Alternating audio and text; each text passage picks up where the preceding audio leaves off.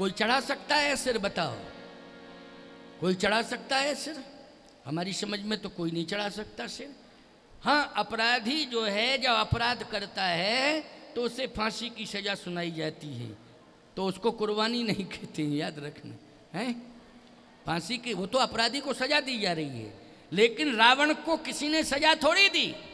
रावण ने तो तप किया है और भगवान शंकर को प्रसन्न करने के लिए दबाव में नहीं, अपनी इच्छा के अनुसार सिर काट के चढ़ा दी। भगवान शंकर प्रसन्न हो गए कि और सब जल और फल चढ़ाते हैं, सिर चढ़ाने वाला तो केवल एक ही मिला मुझे। एक काशी की घटना और है। किसी ने कहा कि रावण जैसा तो आपका चेला भगवान विश्वनाथ कोई दूसरा नहीं है, क्योंकि उसने सिर चढ़ा दिए। शंकर जी बोले, हाँ बात तो ठीक कह रहे हो, सिर चढ़ा दिए। और आपने प्रकट होकर वरदान दिया, हाँ दिया है, सिर चढ़ाए तो वरदान क्यों नहीं देंगे। एक चोर गया, उसने सोचा कि हम चोरी करें, तो चोरी के भाव से गया, सोने का घंटा किसी ने चढ़ाया था, किसी राजा ने सोने का घंटा चढ़ाया था। तो उस चोर की निगाह उस घंटे के ऊपर आ गई कि सोने का घंटा है, इसको तो मैं लूँगा ही लूँगा, चाहे जैसे लूँ। कई दिन तक चक्कर काटता रहा। एक दिन मौका पाके घुस गया मंदिर में, क्योंकि सोने का घंटा उसे चोरी करना था। अब पहुँच ना पावे, सीढ़ी लेके थोड़ी गया था, चोर कहाँ से जाएगा सीढ़ी लेके, अब पहुँच ना पावे। तो उसने बड़ी कोशिश की, लेकिन 2.5-3 फीट का अंतर फिर भी रहा। उसने कहा चलो कोई व्यवस्था नहीं, शंकर जी की पिंडी पे ही चढ़ गया। और जैसे ही शंकर जी की पिंडी पर चढ़ा और घंटा छोड़ने लगा, उसी समय शंकर जी प्रकट हो गए, मांग बर मांग बर मांग बर। चोर ने कहा हम तो ऑन स्पॉट पे पकड़ लिए गए, वो ये कहते मांग बर, क्या बर मांगू, हम तो चोर हैं, बर क्या मांगू। कहा रावण एक ऐसा था संसार में जिसने सिर चढ़ाए, लेकिन तू तो पूरा ही चढ़ गया मेरे ऊपर।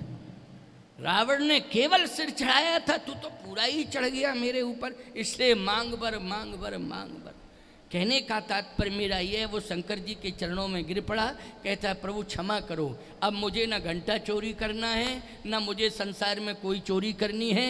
अब घंटा मिलता मुझे चोरी करने से, लेकिन चोरी करने से केवल घंटे ही मिलता, मार्केट में सेल हो जाता और पकड़े जाते तो सजा मिलती, लेकिन आज तो मुझे भगवान ही मिल गए हैं, इसलिए भगवान से बड़ी संपत्ति तो दुनिया में कुछ होती ही नहीं है। बोलो हृदय परिवर्तन हो गया कि नहीं? दर्शन करने से चोर का हृदय परिवर्तन हो गया। शंकर जी की बड़ी महिमा है। लेकिन रावण ने सिर भी चढ़ाया, परंतु परिवर्तन कुछ नहीं हुआ। बोलो रावण ने काट काट के सिर चढ़ाए, लेकिन कोई परिवर्तन हुआ? कोई परिवर्तन नहीं हुआ। याद रखना, भगवान शंकर परेशान है रावण से, लेकिन ये रावण किस कंडीशन में हुआ, शुरुआत कहाँ से हुई? बोले एक कल्प में प्रतापभान ही रावण बना। प्रतापभान किसका बेटा है? बोले सत्यकेतु का। तो सत्यकेतु ने अपराध क्या कर दिया था कि जो इस तरह से आगे चल करके उसके वंश में राक्षसी संतान हो गई? गलती क्या हो गई? अब इन गलतियों पर तुम लोग भी विचार करना, और सोशल मीडिया के माध्यम से, यूट्यूब चैनल एवं आस्था भजन चैनल के माध्यम से पूरी दुनिया के लोग मेरे सूत्र को सुन लें और समझ लें और हृदय पर हाथ रखकर विचार भी करें, क्योंकि ये बहुत महत्वपूर्ण बात है। छंद सोरठा चौपाइयों का गान करते हुए आगे बढ़ना ये अलग बात है, लेकिन ऐसी विचारधारा, ऐसे भाव, ऐसे विचार, ऐसे भाव सुनना कि जिससे हृदय परिवर्तन हो जाए, ये बड़ी बात है। तो सत्यकेतु नाम का राजा एक दिन रोने लगा। जैसे मनु रो रहे थे ना, वैसे ही सत्यकेतु रोने लगा। सत्यकेतु क्यों रो रहा है? सत्यकेतु कह रहा है कि अब मैं राज्य छोड़ना चाहता हूं। क्यों? मैं परेशान हूं। देखो भाई, मैं परेशान हूं, मैं राज्य अब छोड़ना चाहता हूं, अब मैं रहना ही नहीं चाहता हूं। आपका इसका प्रमाण क्या है? वो परेशान थे। देखो, पत्नी अगर साथ ना दे तो बोलो सबसे बड़ी परेशानी है कि नहीं? जल्दी बोलो। पुत्र साथ नहीं दे रहा है, आप बर्दाश्त कर जाओगे, लेकिन पत्नी अगर साथ ना दे तो बर्दाश्त नहीं कर पाओगे। ये सबसे बड़ा कष्ट होगा कि इसने हमारे साथ सौगंध खाई, देवताओं को साक्षी करके, अग्नि को साक्षी करके, और ये जीवन संगनी बनी है, इसके बाद भी साथ नहीं दे रही है। बड़ी समस्या खड़ी हो जाती है। सत्य केतु कहता है कि अब मैं रहना ही नहीं चाहता हूं। क्यों? मेरा हृदय गिलानी से भर गया है। निश्चित रूप से गिलानी से क्यों भरा है हृदय, इस पर विचार करना पड़ेगा। बस अंतिम बात है, इसको ध्यान से सुनना, क्योंकि समय तो हो ही गया है 5:30, तो 1 मिनट कम 5:30, लेकिन 5 मिनट की बात और है, फिर आरती होगी, थोड़ा सा टाइम 10-5 मिनट और हो जाएगा, कोई बात नहीं। लेकिन आज की कथा वैसे तो 1 से 4 का समय रखा है, वही समय रहेगा।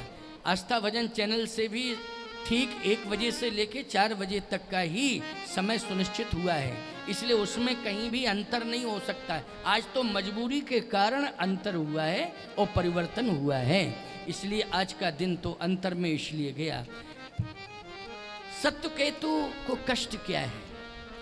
हृदय गिलानी से भरा है। क्यों भरा है? क्योंकि पत्नी साथ नहीं दे रही है।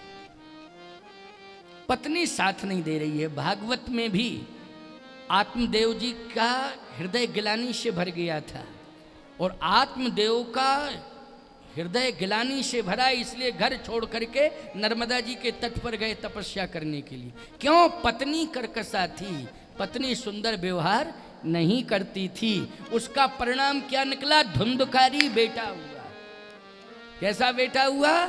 धुंधकारी बेटा हुआ। देखो, ये भागवत का उदाहरण कह नहीं रहा हूं, उदाहरण दे रहा हूं।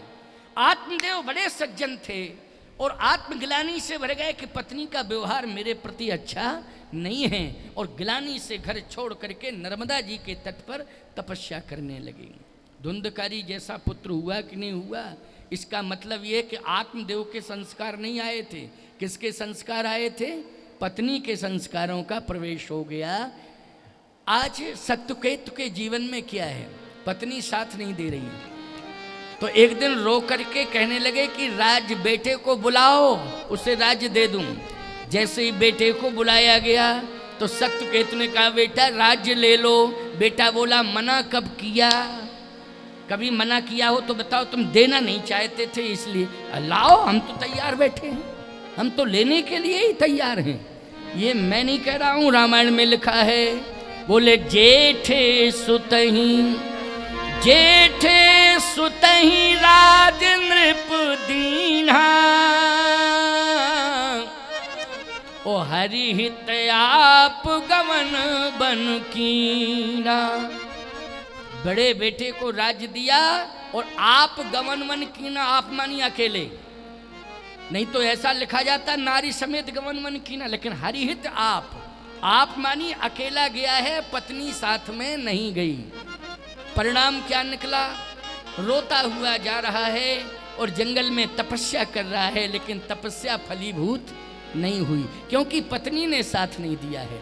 दोनों एक दूसरे के पूरक हो जाएं, दोनों एक दूसरे का साथ दें, तो याद रखना तपस्या पूर्ण हो जाती है, और जो भी चाहते हो, मन में संकल्प लेते हो, वो संकल्प अवश्य ही पूरा हो जाता है। इसलिए पति पत्नी को प्रेम से रहना चाहिए। यहीं से प्रेम का मंगलाचरण होता है परिवार में। बोलो भाई, माता पिता में प्रेम होगा तो संतान में प्रेम आएगा कि नहीं आएगा? इसलिए पति पत्नी में प्रेम हो तो संतान में प्रेम अवश्य आएगा। इसलिए इसमें त्रुटि सत्यकेतु के परिवार की त्रुटि है कि पत्नी साथ नहीं दे रही, अकेला चला गया। अंत में क्या हुआ? प्रतापभान यशस्वी है, प्रतापभान यज्ञ भी करता है, लेकिन प्रतापभान सब कुछ करने के बाद, यज्ञ आदि करने के बाद भी भटकता है। क्यों भटकता है? इसलिए भटकता है कि कहीं न कहीं पिता की आत्मा दुखी है। बोलो, पिता की आत्मा दुखी है, इसलिए भटकता है वो। और भटकता है तो मरने के बाद रावण श्राप पा करके राक्षस रावण बनता है। ये रामायण का बालकांड का प्रमाण दे रहा हूं। अच्छा, मनु और शत्रुपा की तपस्या से बोलो भगवान राम आए कि नहीं आए? और सत्यकेतु की तपस्या से कौन आया है? राक्षस रावण आया। तो पति पत्नी में जब अनुकूलता होती है तो श्री राम आते हैं और पति पत्नी में जब प्रतिकूलता होती है तो निश्चित रूप से राक्षस रावण कहीं ना कहीं से आ जाता है और वो हमारे संपूर्ण अस्तित्व को नष्ट कर देता है। इसलिए सत्यकेतु अकेला गया, पत्नी का कोई साथ नहीं है। परिणाम निकला कि प्रतापभान उसका बेटा क्या बन गया, रावण बन गया। और महाराज मनु पुत्र को राज्य दे करके गए थे तो उत्तानपाद तो राजा रहे ही, लेकिन पुत्र के रूप में स्वयं परमात्मा आया। वही महाराज मनु क्या बने, बोले दशरथ बने। वही महारानी कौशल्या क्या बनी, बोले शत्रुपा बनी। और वही निर्गुण ब्रह्म सगुण बन करके क्या बना, राम बना। अयोध्या का राजकुमार, दशरथ का राजकुमार कौन, राम ब्रह्म परमार्थ रूपा। तो मैं कहना चाहता हूँ कि रामायण का सार यही है कि हम प्रेम के धरातल का निर्माण करें और उस पर पूरे संतान और परिवार को खड़ा कर दें। पूरे परिवार को उसी प्रेम के धरातल पर हम खड़ा करें। और प्रेम सात्विकी प्रेम होना चाहिए, स्वार्थ का प्रेम नहीं होना चाहिए। पारमार्थिक प्रकल्पों की सोच वाला प्रेम होना चाहिए। समाज में पारमार्थिक प्रकल्पों की सोच वाला हमारा प्रेम होना चाहिए। आज की कथा का यही सार है। और ठीक 5:35 हो गए ना। अब आरती होगी, कल राम जन्म की कथा होगी। प्रभु राम का जन्म कल की कथा में होगा। इसलिए अब प्रसंगों को आगे बढ़ाना है तो फिर राम जन्म तो कराना पड़ेगा। राम का चरित्र, राम की कथा तभी होगी ना जब राम का जन्म होगा।